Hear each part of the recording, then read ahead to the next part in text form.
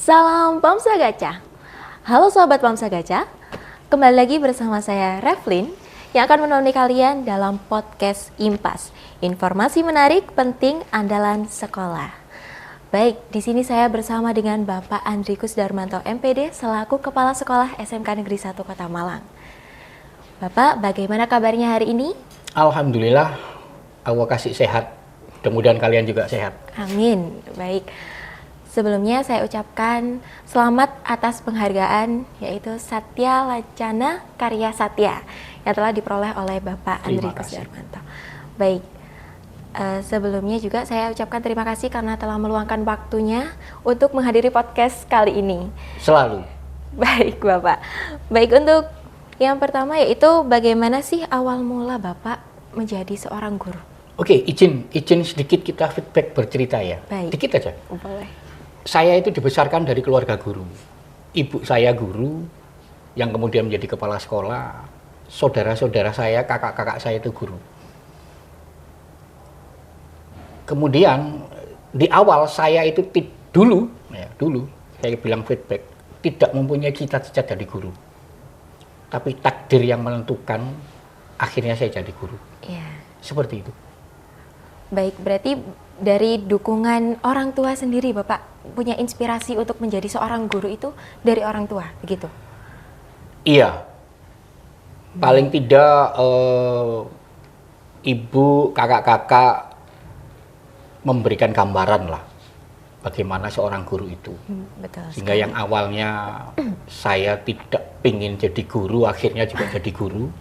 Awalnya saya alumninya dari sekolah kelautan, akhirnya harus balik lagi ke Malang, menjadi ke IKIP Negeri Malang waktu itu, kemudian ambil jurusan pendidikan. Kalau pendidikan ya berarti kan jadi guru pendidikan teknik mesin. Ya takdir yang mengantarkan saya harus jadi guru. Baik, kalau boleh tahu nih Pak, kelautan itu berarti dari SMA begitukah atau bagaimana? SMA, saya dari SMA Negeri 1 Lawang. Baik. 1 tahun, ini mungkin barangkali nanti bisa memberikan motivasi ya kepada anak-anak. Ya. Dari SMA lulus, kemudian kuliah di Oceanologi 1 tahun, kemudian ikut tes lagi, masuk di pendidikan teknik mesin Malang, dan itu harus kehilangan waktu 1 tahun. Tapi kehilangan waktu 1 tahun itu akhirnya terjawab sekarang menjadi seorang guru. Jadi ya kita syukuri saja bahwa takdir memang ya, kalau kita sudah ditakdirkan itu ya kita ikuti seperti itu. Baik, kalau ternyata dulu bukan cita-citanya Bapak, bagaimana prosesnya sampai akhirnya Bapak itu bisa menjadi seorang guru di sini? Ya, menikmati saja. Kita Baik, nikmati saja, kita jalani. Ya mudah-mudahan ada keikhlasan di situ. Iya. Karena gini, Mbak, jadi guru itu, saya pribadi ya, jadi guru itu bayarannya itu double. Ya. Baik itu di dunia, dan mudah-mudahan kalau kita ikhlas, itu kita dapatkan juga nanti di akhirat. Karena salah satunya ilmu yang bermanfaat lah yang nanti. Betul sekali Bapak. Itu. Baik, sebelum mengajar tentu ada perjalanan pendidikan. Dan pengalaman yang membentuk Bapak itu bagaimana sih? Saya ingin mengetahui hal tersebut. Lulus pertama 95, tidak sempat nganggur, itu alhamdulillah. Sehingga langsung waktu itu ada tawaran menjadi guru swasta, SMK swasta di daerah Pasuruan, tepatnya di Ngempol, SMK yang cukup besar sekali yayasannya. 2 tahun menjadi guru swasta. Waktu itu sambil menunggu, kebetulan waktu kuliah itu dapat beasiswa tunjangan ikatan dinas. Ya, tunjangan ikatan dinas itu sekolahnya itu dibiayai negara, lulus dicarikan pekerjaan guru. Dan pada waktu itu memang guru bukan menjadi salah satu profesi yang favorit, bahkan mungkin dikesampingkan waktu itu. Iya. Gitu loh. Baik. Tapi kalau sekarang kan beda. Seperti itu. Bahkan banyak yang ingin menjadi guru. Itu pengalamannya. Jadi awalnya memang dari SMK swasta, memang besar, dan itu yang membentuk banyak hal. sampai sekarang bisa menjadi salah satunya bisa menjadi kepala sekolah itu. Baik. Untuk itu bagaimana sih latar pendidikan Bapak sampai akhirnya menjadi seorang guru? Atau mungkin ya tadi kan Bapak Andri bilang sendiri adalah lulusan lulusan perkuliahan, yaitu apakah Teknik mesin, pendidikan teknik mesin, IKIP. Waktu itu masih IKIP ya, bukan Universitas Negeri Malang. Jadi awalnya gini, lulus SMA itu kuliah di Surabaya di teknik kelautan, oceanologi, 1 tahun. Makanya saya bilang mudah-mudahan ini bisa memotivasi anak-anak bahwa kita kehilangan waktu 1 tahun itu mesti ada value-nya, ada hikmahnya. Itu loh. Kemudian daftar waktu itu UMPTN ya, daftar UMPTN, masuk di pendidikan teknik mesin, Fakultas Teknologi Kejuruan, FPTK, Fakultas Pendidikan Teknologi dan Kejuruan, jurusannya pendidikan teknik mesin. Waktu itu namanya masih IKIP Negeri Malang, yang sekarang sudah menjadi Universitas Negeri Malang. Seperti itu. Jadi saya harus kehilangan waktu 1 tahun untuk bisa kuliah lagi. Nah itu kita ambil hikmahnya saja. Lulus, alhamdulillah lulus, bergabung di SMK swasta di daerah Gempol. Sambil nunggu SK keluar, karena pada waktu kuliah dapat beasiswa tunjangan ikatan dinas. Itu loh. Tahun 97 SK keluar, ditempatkan di Lamongan. Seperti itu. Kemudian ya itu berlanjut menjadi kepala sekolah di Lamongan dan kemudian bisa ke Kota Malang, kembali lagi ke Kota Malang. Itu sedikit perjalanan. Baik. Baik, kalau begitu, kalau boleh tahu nih Pak, SMK yang dimaksud Bapak itu SMK mana? SMK swasta? Awalnya sebelum PNS itu di swasta 2 tahun. Kemudian setelah PNS itu di SMK Sarirejo Lamongan, SMK Kali Tengah Lamongan, baru kemudian alhamdulillah bisa ke Malang di SMK 13 Kota Malang, baru kemudian ke SMK Negeri 1 Malang. Baik Bapak, bagaimana kalau dihitung kan sekarang sudah berapa tahun berarti Bapak mengajarnya? 97 sampai 2025. Sekarang 25. Berapa tahun itu? Ayo, hampir 25 tahun lebih, iya. 29. Ya. Saya purna nanti di 2030. Masih Kurang 5 tahun lagi. Ya. Masih 5 tahun lagi. Baik. Seperti itu. Selama perjalanan karir Bapak ini, sekolah mana saja yang pernah Bapak tempati? Tadi sudah saya sampaikan. SMA swasta. SMK swasta. Dulu awalnya di SMP. Maaf. SMK swasta itu, kemudian SMP Negeri 1 Glagah Lamongan. Nah, itu SK pertama saya turun di SMP itu. Kemudian ke SMK 1 Sarirejo Lamongan, kemudian ke SMK Negeri 1 Kali Tengah Lamongan, ke SMK Negeri 13 Malang, baru kemudian ke SMK Negeri 1 Malang. Kota Malang. Itu sekolah-sekolah yang pernah saya tugasi dulu. Baik, berarti waktu pertama kali mengajar itu bagaimana sih perasaannya Bapak? Apakah sempat grogi atau bagaimana itu pengalamannya? Wajar ya, jadi guru pertama itu mesti nervous ya. Tapi saya yakin lah di kuliah itu kan kita udah diberi macam-macam teori, pengalaman, mengajar, pedagogis dan sebagainya, micro teaching dan sebagainya. Saya yakin setiap guru pertama kali mengajar, terutama pada waktu kalau kami dulu PPL, kalau sekarang mungkin asistensi mengajar, sesuatu yang pertama itu selalu mendebarkan mungkin, atau mungkin juga bisa menjadi trauma. Ya, tapi kalau bagi saya mengajar kalau kita nikmati, enjoy saja. Baik. Kalau pengalaman Bapak nih sekitar di dunia pendidikan, jika ada bertemu dengan seorang siswa gitu, yang mungkin agak sedikit nakal, menurut Bapak itu bagaimana perasaan Bapak? Nggak ada siswa yang nakal. Benar. Baik. Setiap siswa punya karakteristik sendiri-sendiri.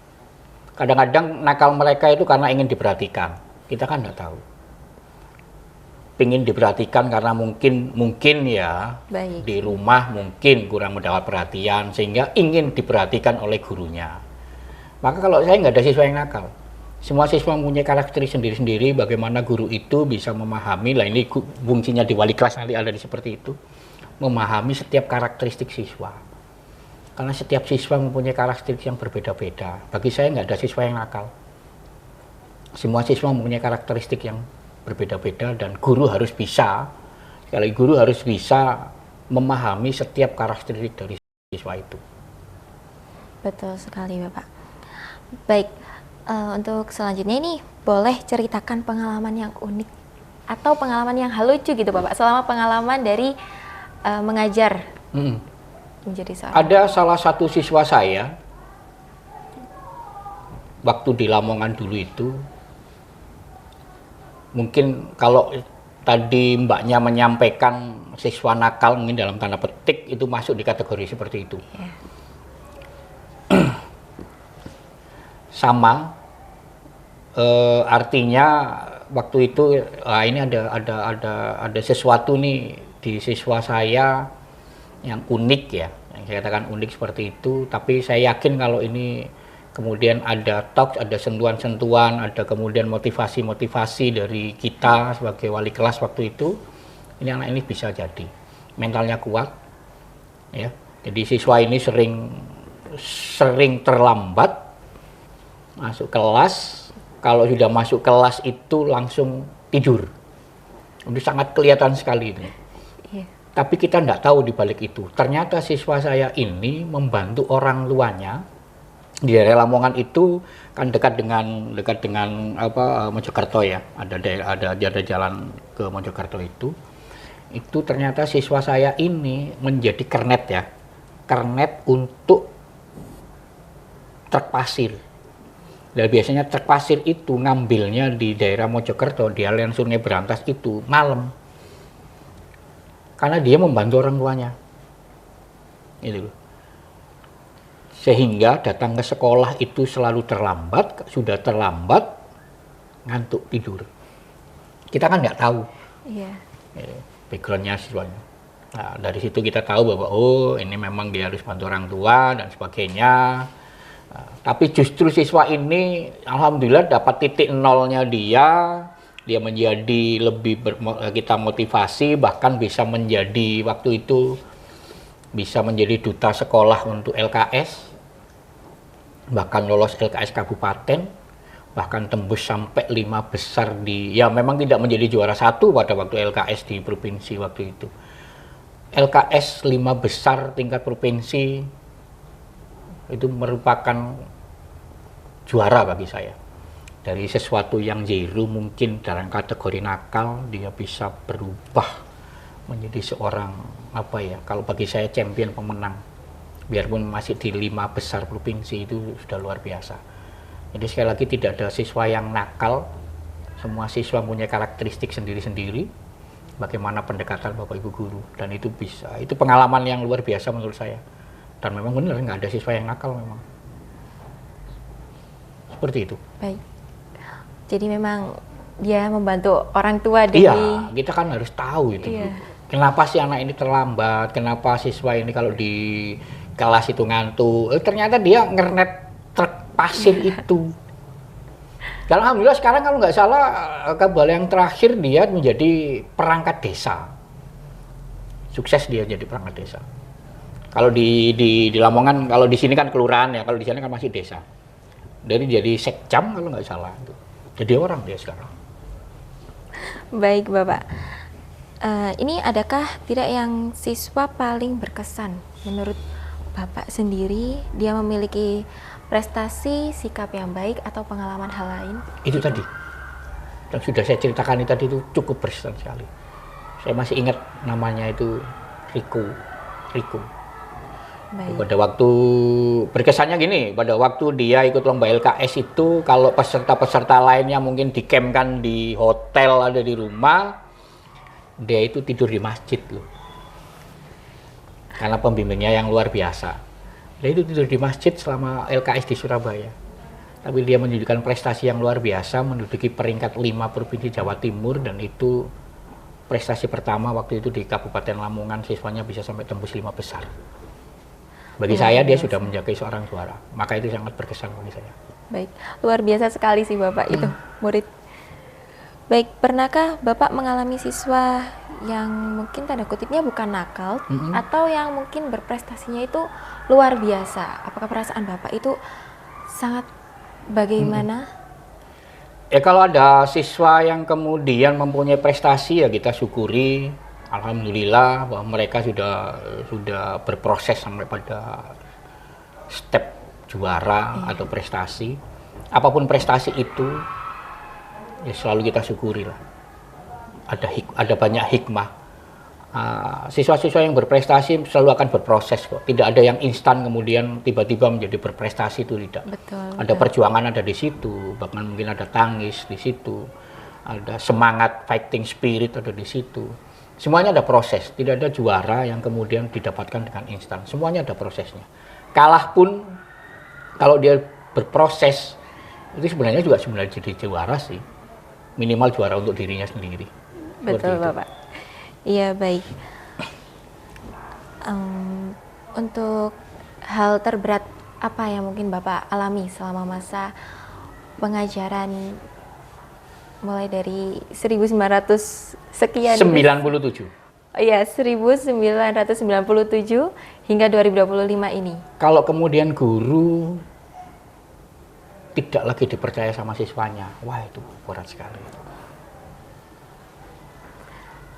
Apa yang kita sampaikan itu kadang-kadang siswa itu tidak, apalagi kalau sekarang tantangannya semakin berat lagi. Apa yang dilakukan Bapak Ibu guru kemudian bisa menjadi bumerang. Ya banyaklah kasus-kasus di luaran yang viral-viral seperti itu menjadi tantangan guru-guru kita ke depannya itu. Ya. Tapi yang paling berat kalau kemudian Bapak Ibu guru hanya sekedar menjalankan kewajibannya, gugur kewajiban, ngajar selesai, tapi tidak dengan hati, tidak dengan kepedulian atau care. Kemudian siswanya merasa ada dan tidak ada guru sama, dalam tanda petik, tidak menjadi perhatian anak-anak, itu yang waduh kasihan itu nanti. Seperti itu. Jadi memang menjadi seorang guru itu adalah hal yang lumayan berat, Bapak. Karena ada doa, kadang-kadang siswa itu tidak tahu loh, tidak merasa kalau Bapak Ibu gurunya yang mendoakan. Ya. Selain itu juga mensupportnya. Di balik Bapak Ibu guru melakukan hal-hal yang silent ya, siswanya tidak tahu. Artinya gini, siswa yang berprestasi, prestasi apapun itu ya, juara, ranking, keberhasilan, saya yakin ada doa dari guru-gurunya yang mungkin siswanya itu tidak merasakan. Gitu. Ada sujud doa dari Bapak Ibu guru. Seperti itu. Betul. Baik, untuk apa yang dirasakan oleh Bapak Andri sendiri terkait hal alumni, maksudnya seperti seorang murid yang dulunya seperti yang diceritakan oleh Bapak tadi, pengalaman itu apa yang Bapak rasakan setelah dia melakukan hal tersebut, setelah itu sukses, apa yang Bapak Andri rasakan? Murid-murid yang berprestasi, dalam tanda petik berprestasi, kemudian sukses apapun itu ya, setiap bidang suksesnya akan berbeda-beda. Saya yakin anak-anak siswa-siswa yang sudah lulus itu, saya yakin mereka akan selalu mengingat Bapak Ibu gurunya. Dari mana mereka berpijak, dari mana mereka bisa mencapai kesuksesan itu, ada tangan-tangan, ada doa-doa yang disampaikan oleh Bapak Ibu gurunya. Baik. Yang mungkin siswa-siswa itu tidak tahu, tidak mengetahui, bahkan tidak merasakan. Itu loh. Kalau siswa itu kemudian sukses, saya yakin dia mesti akan mendoakan kembali gurunya. Seperti itu. Baik Bapak. Apa sebenarnya yang guru inginkan dari murid dan hal itu sendiri dirahasiakan oleh seorang guru tersebut? Kami ingin mendapatkan doa-doa dari murid-murid kita.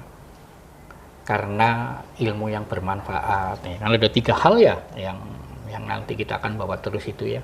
Salah satunya itu dari ilmu yang bermanfaat atau doa anak-anak kita yang soleh lah.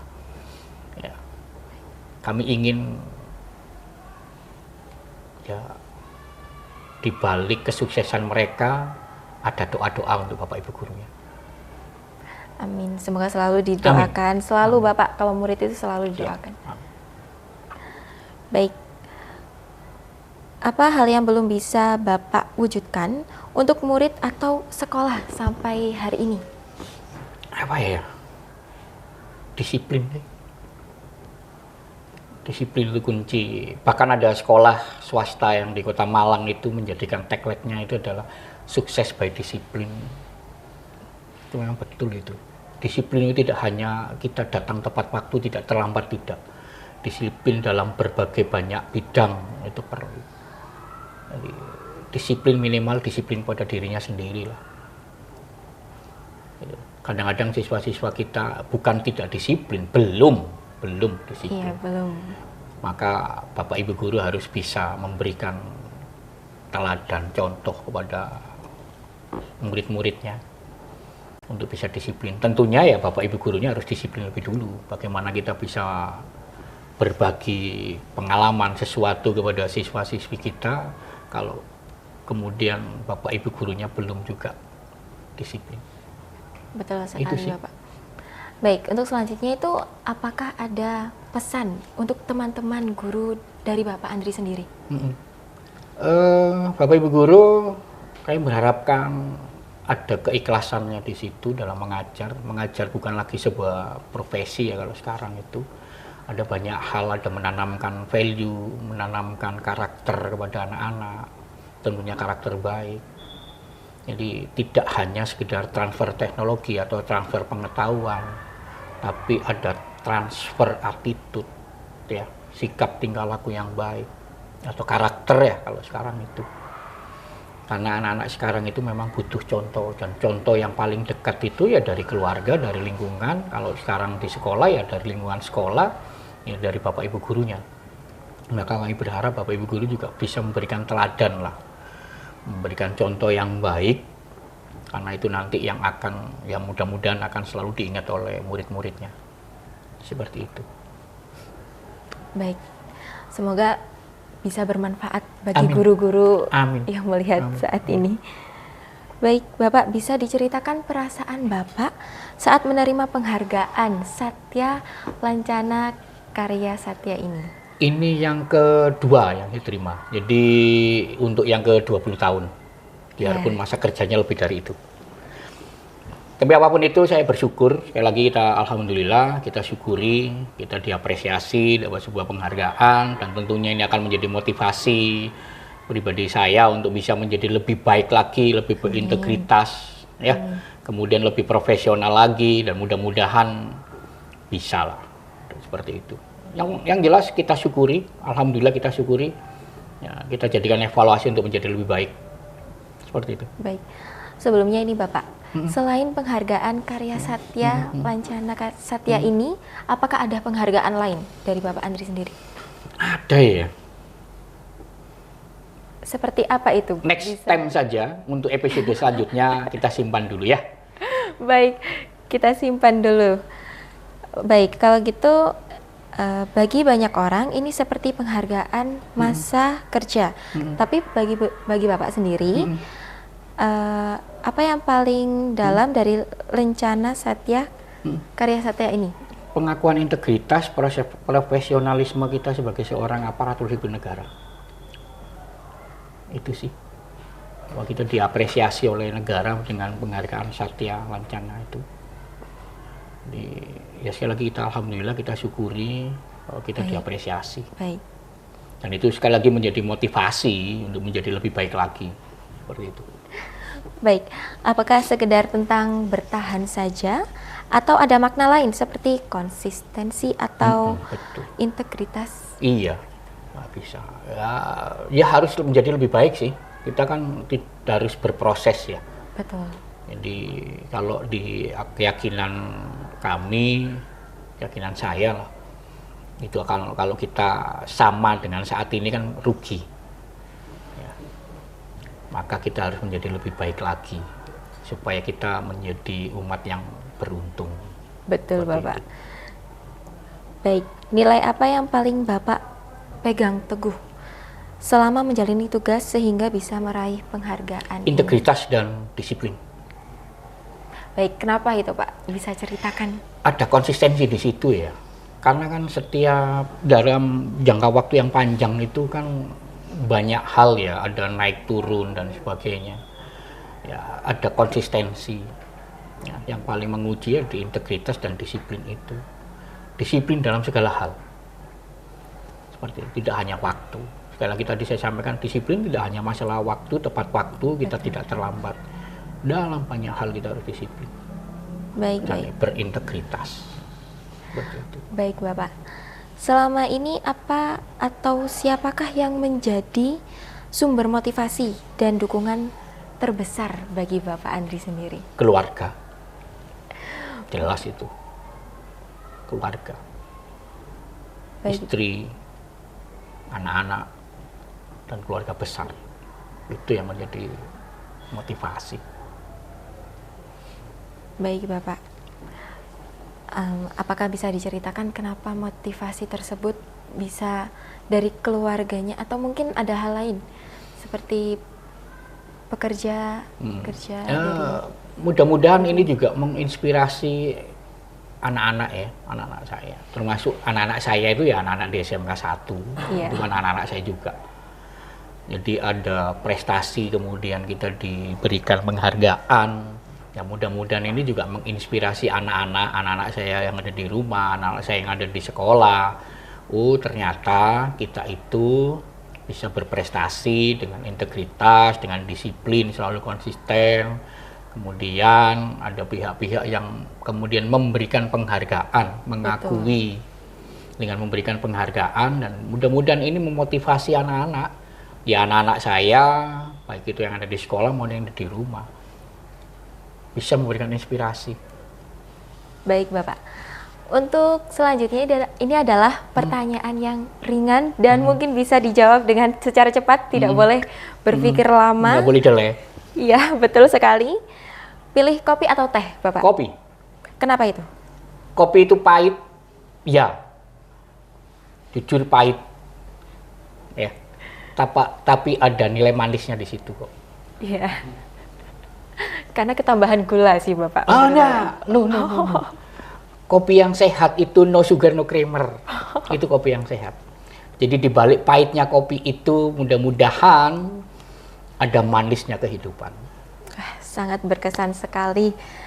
Baik, cukup sekian itu saja yang dapat Terima kasih. saya sampaikan, yang dapat saya pertanyakan bagi Bapak. Saya ucapkan terima kasih juga karena Sama-sama. sudah meluangkan waktunya. Sama-sama. Tetap semangat untuk anak-anak NRC, mbaknya, Iya, dan tim terima media kasih. official. Kami berharap podcast ini nanti bisa menginspirasi banyak anak-anak yang ada di SMK 1. Baik. Ya, tetap semangat dan sekali lagi salam Pamsa Gajah.